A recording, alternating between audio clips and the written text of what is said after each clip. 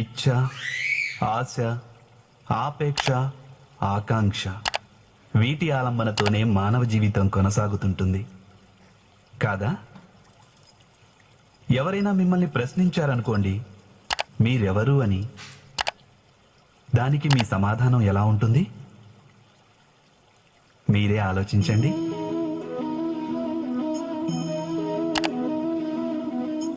మీకు వెంటనే స్పష్టమవుతుంది మీ ఇచ్చలే మీ జీవితం గురించి వ్యాఖ్యానిస్తాయని. ఆశించింది పొందాక లభించే సఫలత లేదా దానిని కోల్పోయాక మిగిలే విఫలత, ఇదే మీ అస్తిత్వం. కొందరి జీవితాలు ఎలా ఉంటాయంటే వాళ్ళు లోపల కృంగి కృషించిపోతుంటారు. ఎందుకంటే వాళ్ళు తమ ఇచ్చలని చంపుకోలేకపోతారు. ఇచ్చలు వాళ్ళని ఎలా నిర్దేశిస్తాయంటే మృగతృష్ణ కోసం మృగాల్లా పరుగులు తీస్తుంటారు. అయినప్పటికీ ఈ ఐహిక ఇచ్చల గర్భమే జ్ఞానామృతాన్ని కూడా ప్రసాదిస్తుంది. ఎలా అంటే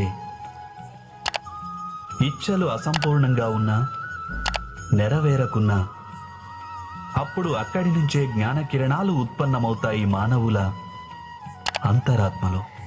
కాదు, ఈ కథలో ఉన్నది కేవలం ఇచ్చల నడుమ సంఘర్షణ కాదు, హృదయాల్లోని ఆకాంక్షల వైరుధ్యం ద్వారా ఉత్పన్నమయ్యే భయానక రక్తపాతమూ కాదు. ఈ కథాసారం గాఢాంధకారమైన గర్భం నుంచి ఉదయిస్తున్న జ్ఞానజ్యోతి. నేను వసుదేవ సుతుడను. మీ అందరినీ ఈ జ్ఞాన దర్శన యాత్రకి ఆహ్వానిస్తున్నాను. ఇందులో జీవన మర్మం తెలుస్తుంది, మానవ ధర్మమేమిటో తెలుస్తుంది, బురదలో నుంచి లేచి కమలమై వికసించే మార్గం తెలుస్తుంది.